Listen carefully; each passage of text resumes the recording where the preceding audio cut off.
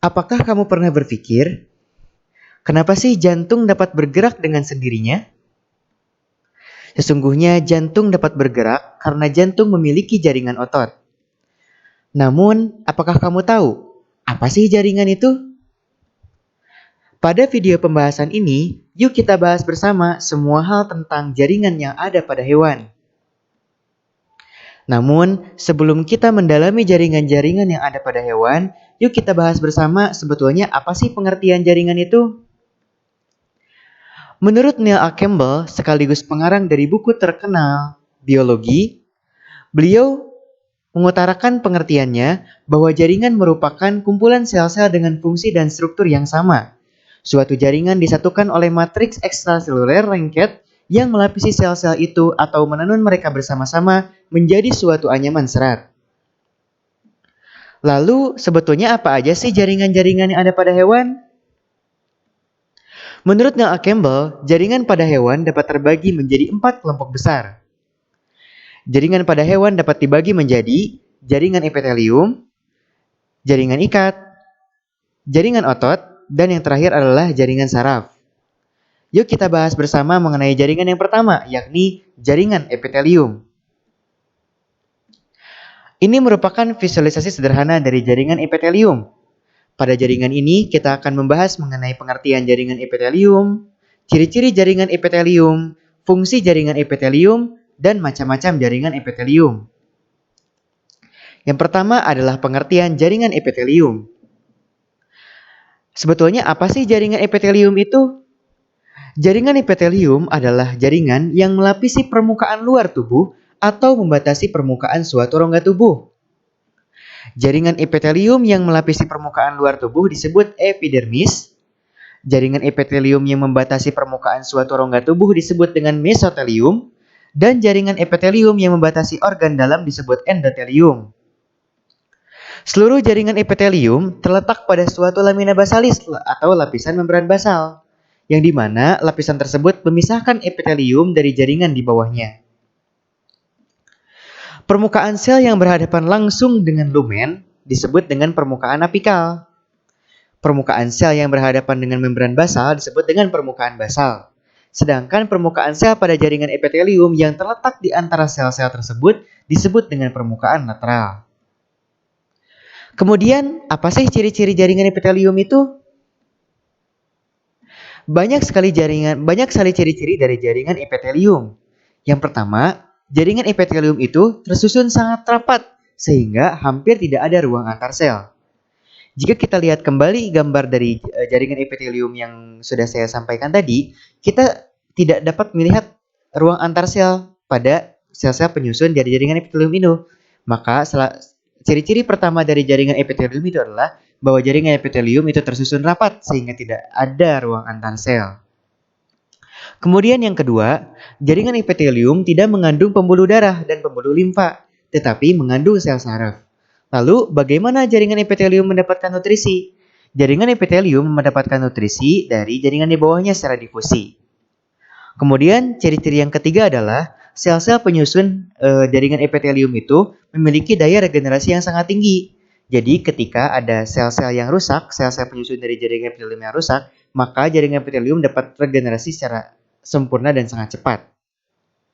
Kemudian yang keempat adalah bentuk sel-selnya bermacam-macam, seperti bersisi, bersudut banyak, ataupun tidak teratur.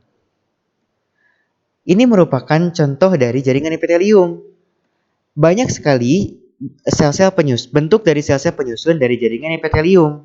Ada yang tidak beraturan, ada yang pipih, ada yang kubus, dan lain sebagainya. Dan itulah merupakan ciri-ciri dari jaringan epitelium. Kemudian yang selanjutnya, apa sih fungsi dari jaringan epitelium? Jaringan epitelium berfungsi sangat banyak sekali. Yang pertama, jaringan epitelium berfungsi untuk mengangkut zat-zat antar jaringan atau rongga yang dipisahkan. Jadi, jaringan-jaringan yang ada di sekitar jaringan epitelium itu dibawa dan didistribusikan oleh jaringan epitelium. Kemudian, yang kedua adalah absorpsi atau penyerapan. Contohnya adalah penyerapan sari-sari makanan pada usus halus. Jadi, pada usus halus, seperti yang sudah disampaikan pada bagian definisi tadi, Usus halus tersebut dibatasi oleh jaringan epitelium. Nah, melalui jaringan epitelium tersebut, sari-sari makanan akan diserap dari mulai jaringan epitelium tersebut. Oleh karena itu, salah satu fungsi dari jaringan epitelium itu adalah untuk absorpsi ataupun penyerapan makanan. Kemudian yang ketiga adalah jaringan epitelium berfungsi untuk melindungi jaringan di bawahnya. Dan yang keempat, bahwa jaringan epitelium berfungsi sebagai ekskresi ataupun membuang sisa-sisa metabolisme air, karbon, dioksida, dan garam-garam tertentu. Ini merupakan visualisasi dari gambar dari kulit. Ini merupakan epidermis. Nah, fungsi dari epidermis tersebut adalah untuk melindungi jaringan di bawahnya. Nah, seperti yang sudah sampaikan tadi, bahwa epidermis itu merupakan jaringan epitelium. Maka, salah satu fungsi dari jaringan epidermis itu adalah untuk melindungi jaringan di bawahnya. Kemudian ini apa? Ini adalah kelenjar keringat. Kelenjar keringat ini menghasilkan keringat. Dan sebagaimana yang sudah kita ketahui bersama, bahwa keringat merupakan salah satu pengeluaran ekskresi. Maka, bahwa jaringan epitelium tersebut melalui epidermis itu sebagai berfungsi untuk ekskresi. Seperti itu. Kemudian ada juga fungsi dari jaringan epitelium yang kelima, yakni sebagai sekresi ataupun menghasilkan zat atau enzim dari epitelium membran maupun kelenjar. Contoh dari sekresi yang dihasilkan oleh jaringan epitelium yakni adalah kelenjar ludah. Jadi, seperti yang sudah saya sampaikan bahwa bagian terluar dari lidah tersebut adalah jaringan epitelium. Nah, jaringan epitelium tersebut menghasilkan enzim, yang dimana enzim tersebut merupakan hasil sekresi. Oleh karena itu, salah satu fungsi dari jaringan epitelium adalah untuk menghasilkan enzim dan sekresi. Kemudian yang terakhir adalah sebagai eksteroreseptor ataupun sebagai penerima rangsangan dari lingkungan. Nah, itulah fungsi dari jaringan epitelium. Kemudian yang selanjutnya adalah macam-macam jaringan epitelium. Berdasarkan bentuknya, jaringan epitelium itu dapat kita bedakan menjadi 5 jaringan epitelium, yakni jaringan pipih, jaringan kubus, jaringan silindris, jaringan transisional, dan yang terakhir adalah jaringan kelenjar. Oke, kita bahas yang pertama, yakni jaringan pipih. Jaringan pipih dapat kita bagi menjadi 2, yakni jaringan pipih selapis dan jaringan pipih berlapis banyak. Apa sih perbedaan dari 2 jenis jaringan pipih ini? Kita bisa lihat dari gambar ini. Nah, jaringan pipih selapis itu tersusun dari selapis sel dan berbentuk pipih. Jadi, sel-sel penyusun dari jaringan ini tuh berbentuk pipih. Dan jaringan ini tuh hanya sebatas satu lapis sel saja, satu lapis jaringan saja. Namun berbeda halnya dengan jaringan pipih berlapis banyak. Selnya sama-sama tersusun dari sel-sel yang berbentuk pipih. Akan tetapi, jaringan pipih berlapis banyak ini tuh terbentuk dari lebih dari satu lapis sel. Nah, jaringan pipih selapis itu dapat kita temukan pada alveolus yang ada pada paru-paru, kemudian pada endotelium, kepada mesotelium, pada lapisan parietal kapsul Bowman dan lengkung Henle pada ginjal, pleura ataupun selaput pembungkus paru-paru, peritoneum selaput perut, perikardium selaput pembungkus jantung, endotelium pada pembuluh darah dan pembuluh limfa, dan itu adalah letak-letak dari jaringan pipih yang selapis. Kemudian yang selanjutnya adalah jaringan pipih berlapis banyak.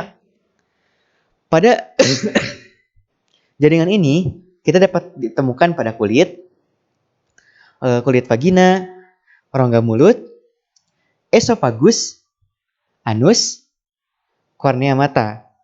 Nah, itu merupakan letak-letak pada jaringan pipih berlapis banyak. Oleh karena itu, kita dapat menyimpulkan nih bahwa jaringan pipih selapis itu berfungsi secara umum sebagai difusi, osmosis, filtrasi, dan ekskresi. Sedangkan jaringan pipih berlapis banyak itu berfungsi sebagai proteksi ataupun untuk perlindungan. Kemudian kita lanjut kepada jenis jaringan epitelium yang kedua, yakni jaringan kubus. Jaringan kubus dapat dibagi menjadi dua macam, yakni jaringan kubus lapis dan jaringan kubus berlapis banyak. Ini merupakan visualisasi dari jaringan kubus. Dari gambar ini kita dapat menyimpulkan bahwa jaringan kubus yang selapis itu merupakan jaringan kubus yang berbentuk kubus dan hanya terdiri dari selapis sel saja. Akan tetapi jaringan kubus berlapis banyak itu sama-sama disusun dari sel-sel berbentuk kubus, namun tersusun dari lebih dari satu lapis sel. Jaringan kubus lapis itu dapat kita temukan pada tubulus contortus proximal atau TKP pada ginjal, tubulus contortus distal pada nefron ginjal, kemudian permukaan luar ovarium, kemudian kelenjar ludah, kelenjar tiroid, dan yang terakhir adalah pada pankreas, serta lensa mata. Nah, jaringan kubus berlapis banyak itu dapat kita temukan pada kelenjar keringat dan kelenjar minyak, hanya dua saja. Nah, berdasarkan letak-letak yang ada pada jaringan kubus tersebut, kita dapat menyimpulkan bahwa jaringan kubus lapis itu berfungsi sebagai proteksi, sekresi, dan absorpsi. Sedangkan jaringan kubus berlapis banyak itu berfungsi secara umum sebagai proteksi, sekresi, ekskresi, dan absorpsi. Kemudian kita lanjut kepada jenis jaringan epitelium yang ketiga, yakni jaringan silindris. Jaringan silindris dapat dibagi menjadi tiga. Jadi jaringan silindris lapis, jaringan silindris berlapis banyak, dan satu lagi kita akan bahas di akhir. Jaringan silindris lapis itu, ini adalah visualisasi dari jaringan silindris lapis dan jaringan silindris berlapis banyak.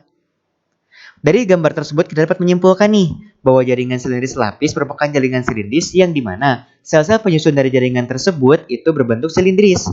Namun, jaringan tersebut hanya terdiri dari selapis sel. Namun, jaringan silindris berlapis banyak itu sama-sama terdiri dari penyusunnya itu berbentuk silindris, namun jaringan tersebut dibentuk ataupun terbentuk dari lebih dari satu lapis sel. Di mana sih kita dapat menemukan jaringan silindris lapis? Kita dapat menemukan jaringan silindris lapis khusus untuk yang bersilia itu pada uterus, saluran uterus, vas deferens, dan bronkus interpulmoner. Ada yang bersilia dan ada juga yang tidak bersilia. Nah, jaringan silindris lapis yang tidak bersilia itu dapat kita temukan pada pencernaan seperti lambung, usus halus, dan kantong empedu. Kemudian jaringan silindris berlapis banyak kita dapat temukan pada uretra, laring, faring, dan kelenjar ludah. Dari letak-letak dari jaringan silindris tersebut, kita dapat menyimpulkan bahwa jaringan silindris lapis berfungsi sebagai sekresi dan absorpsi, sedangkan jaringan silindris berlapis banyak itu berfungsi sebagai proteksi dan sekresi. Ada juga yang ketiga, yakni jaringan silindris berlapis semu bersilia. Ini merupakan visualisasi dari jaringan semu bersilia. Nah, kita dapat melihat nih di atasnya adalah silia-silia ataupun sebagai alat geraknya. Jadi, jaringan silindris berlapis semu bersilia itu tersusun dari sel-sel dengan inti sel tidak sejajar, sehingga seolah-olah epitelium tersebut terdiri atas dari banyak lapisan, padahal sejatinya epitelium tersebut hanya terdiri dari satu lapis sel. Nah, jaringan tersebut itu terdapat silia yang berfungsi menggerakkan partikel yang berada di atasnya. Nah, jaringan silindris berlapis semu bersilia itu dapat kita temukan pada saluran telur tuba falopi, rongga hidung, dan saluran pernapasan. Jaringan silindris berlapis bersilia menurut berbagai macam fungsi tersebut dapat kita simpulkan bahwa jaringan silindris berlapis semu bersilia itu berfungsi sebagai proteksi ataupun perlindungan. Kemudian yang keempat yakni jaringan transisional.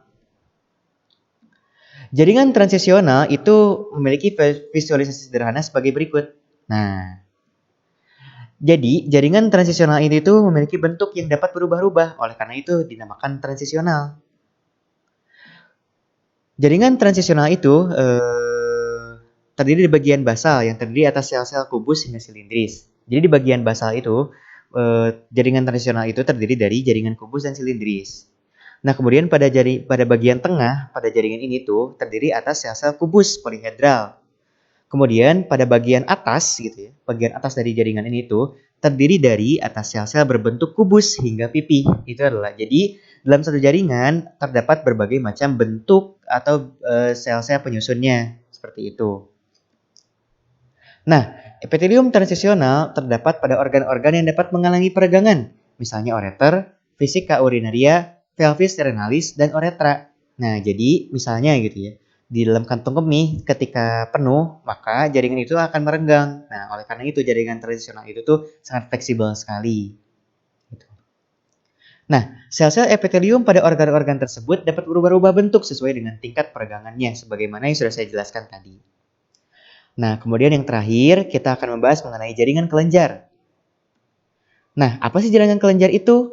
Jadi, kelenjar pada jaringan epitelium itu dapat dibagi menjadi dua, yakni kelenjar eksokrin dan kelenjar endokrin. Kelenjar eksokrin merupakan kelenjar yang menyalurkan sekretnya ke suatu permukaan tubuh ataupun keluar permukaan tubuh. Oleh karena itu, kelenjar eksokrin itu dapat kita namakan juga sebagai sekresi eksternal. Namun, kelenjar endokrin itu merupakan kelenjar yang menyalurkan sekretnya ke dalam tubuh, yakni kepada pembuluh darah dan pembuluh limfa. Oleh karena itu, kelenjar endokrin ini itu sebagai sekresi internal. Kelenjar eksokrin itu menyalurkan hasil sekresinya itu ke luar permukaan tubuh melalui berbagai macam saluran. Ada yang berbentuk lurus, bergelung, ataupun bercabang. Sedangkan kelenjar endokrin itu tuh karena tidak memiliki saluran, maka kelenjar endokrin tersebut disebut juga dengan kelenjar buntu. Nah, hasil sekresi yang dikeluarkan itu berupa hormon. Kelenjar eksokrin memiliki contoh, misalnya pankreas, kelenjar ludah, kelenjar lambung, dan kelenjar keringat. Nah, kelenjar keringat ini tuh memiliki saluran yang bergelombang seperti yang sudah saya jelaskan pada penampang kulit tadi. Nah, kelenjar endokrin itu contohnya kelenjar tiroid, kelenjar hipofisis, kelenjar paratiroid, dan kelenjar timus. Nah, itu merupakan penjelasan mengenai jaringan epitelium. Nah, kira-kira teman-teman semua apakah ingin tahu penjelasan tentang jaringan selanjutnya? Pastikan Anda stay tune di channel ini. Pastikan Anda tidak melupakan untuk subscribe dan like channel ini untuk mendukung jalannya penambahan wawasan siswa ataupun